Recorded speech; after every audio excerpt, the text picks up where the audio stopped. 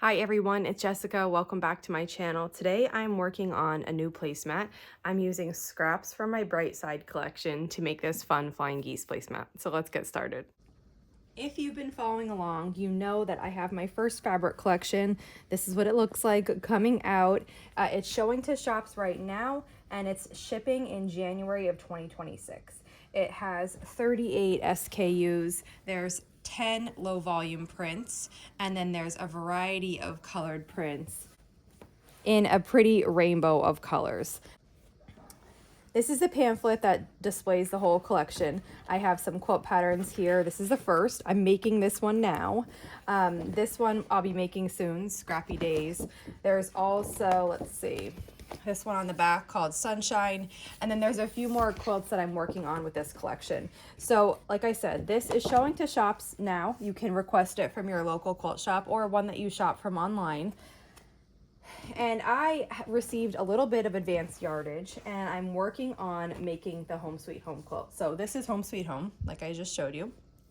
And I'm working on making the blocks. I wanted to give you a little update. So I have each block in the quilt is a star log cabin, but sometimes the colors of the logs are different. So I've done these little ones that kind of have different settings on the logs. There's only a few of these in the quilt, and then the large majority is a half and half block.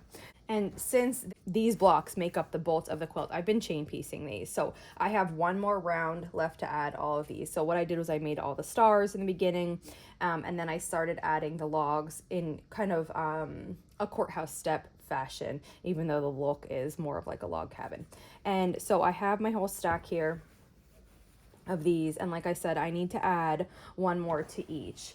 But in the process of cutting those blocks out, I have some scraps. So I'm going through my scraps today from the collection, and it's really exciting because this is the first collection I've ever designed, and you know, now I have scraps of it that I can use to make other projects. And I'm thinking I'm going to try to make some type of placemat. I'm not sure exactly what I'm going to do, and I think for these placemats, since I'm working with scraps, I'm not going to make them all exactly the same. I'm going to do, obviously I'm going to use the same fabrics, but I'm going to do each one different, and I think that's going to make it a little fun and interesting. And if this takes a while to do, you know, then that is just fine. So the first thing I'm going to do is just make some flying geese. These, I'm trying to make use of the pieces I have, and mostly these are strips because that's what I cut to make the Home Sweet Home quilt. So I want to use these strips as long as I can without cutting into any of the extra advanced yardage. I'd like to try to make this a scraps only. So if I have to work slowly so I can get scraps as I make all my other projects that use the fabric, then that's what I'll do. And I was thinking that something with flying geese in kind of like a rainbow type layout would be really cute for these fabrics. So I'm going through low volumes that I have here, and I'm pairing them up with colored prints from the line. Oh, I like that. I like this red star with the diamond. And I'm just gonna make a bunch of flying geese, and then we're gonna see where that goes.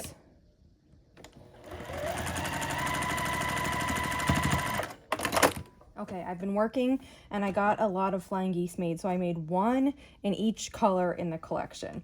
And when I was doing it, I tried to coordinate the low volume with the print color. It didn't always work out because I didn't have a perfect amount of each since I'm just working from scraps.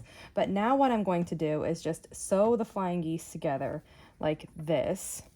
And each of my colors will be in one strip. And then later I'm going to join the strips, but first I'll have to make them even. So for example, there are 4 red prints in this collection, and I have one of each here.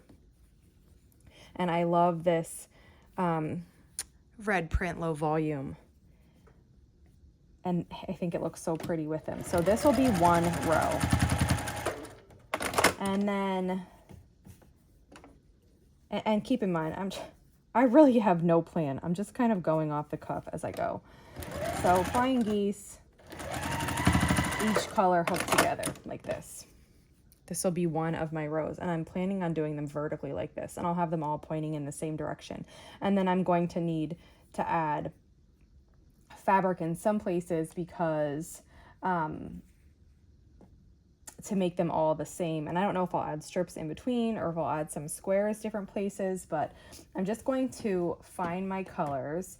For orange, I have too dark and too light, but they're all going to go in the same row. So I think I'm just going to alternate them like that. Yeah, like that. And so I'm just going to keep sewing these together, kind of see what takes shape, and then I'll see where I need to go next. Okay, I have finished sewing the flying geese together, and I've kind of mentally come up with a plan here. So some of them I've kept in rows of 4. This one I pulled apart. I ended up unpicking it because I went dark, light, and I'm separating it into 2 rows. And I'm doing this because I want the placemat to be a certain width without having to add crazy large borders. But I'm splitting the orange apart, keeping the yellow. I'm splitting the green apart.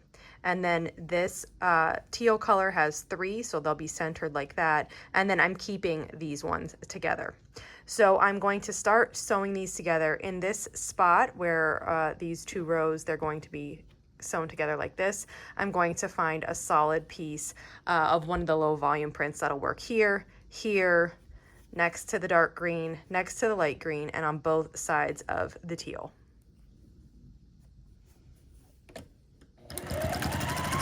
And now I have the rows all the same length, so I'm just going to start sewing these together.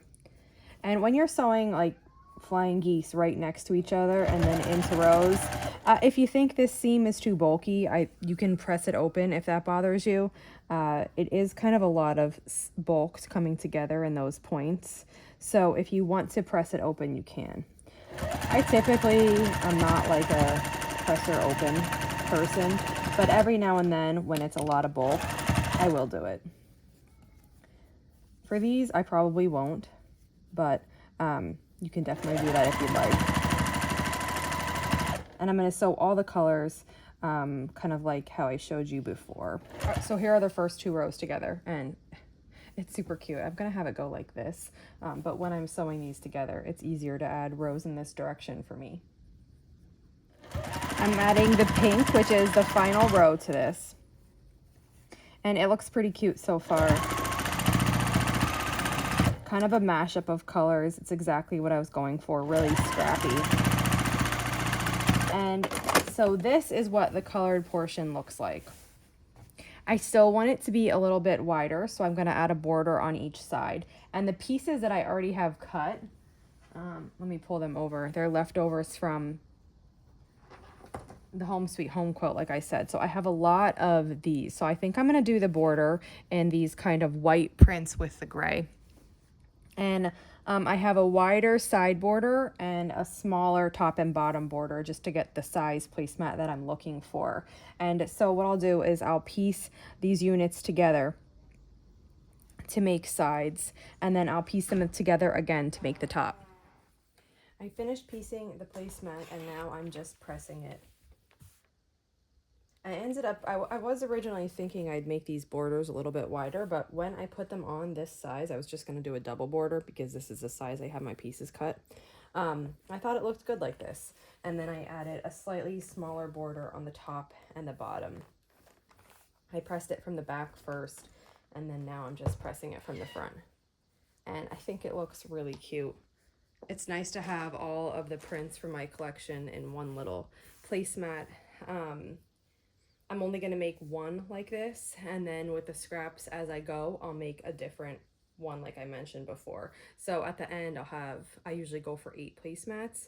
At the end, I'll have 8 different placemats, all in the same color scheme using the same fabrics, but the layout will be different.